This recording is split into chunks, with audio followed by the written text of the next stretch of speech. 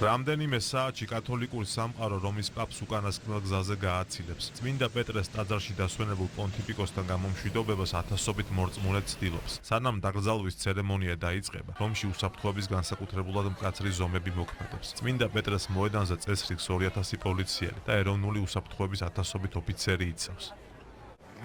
სიცარიელის განცდა მაქვს ძალიან დაგვაკლდება. ეს დიდი დანაკარგი და უდიდესი ტკივილია. მან ეკლესიის განახლება შეძლო და მნიშვნელოვანი კვალი დატოვა. პაპ ფრანცისკეს ხვალ დაკრძალავენ. ცერემონია ადგილობრივი დროით 10 საათზე დაიწყება. კათოლიკური სამყაროს ლიდერს უკანასკნელ გზაზე 2000-ზე მეტი ადამიანი გააცილებს. მათ შორის 130-მდე ქვეყნის სამთავრობო დელეგაცია და 50-მდე სახელმწიფოს მეთაური იქნება. დაკრძალვას მეუღლესთან ერთად დაესწრება ამერიკის პრეზიდენტი დონალდ ტრამპიც.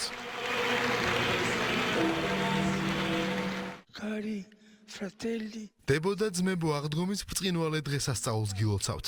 ეს მისი ბოლო სიტყვები იყო. გარდაცვალებამდე რამდენიმე საათით ადრე რომის პაპმა მორწმუნეებს აღდგომის დღესასწაული წმინდა პეტრეს აივნიდან მიულოცა, თუმცა მიმართვის საკითხვის გაგრძელება ვეღარ შეძლო.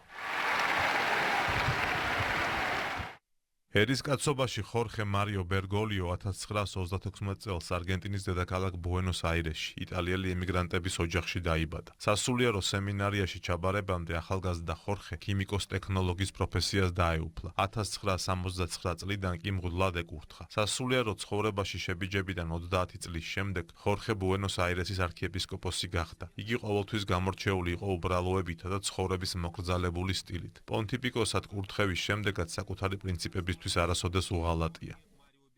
ჩემი ჩანთა ყოველთვის თავადვე დამქონდა. ეს სავსებით ნორმალურია.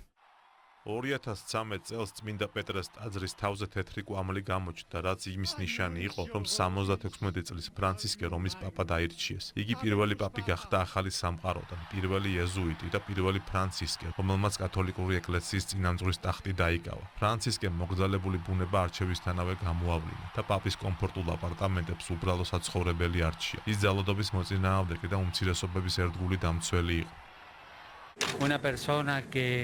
ადამიანი, რომელიც მუდმივად მხოლოდ იმაზე ფიქრობს, რომ ისევ და ისევ კედლები აღმართოს და არიზრუნოს ხიდების აშენებაზე, ქრისტიანი არ არის.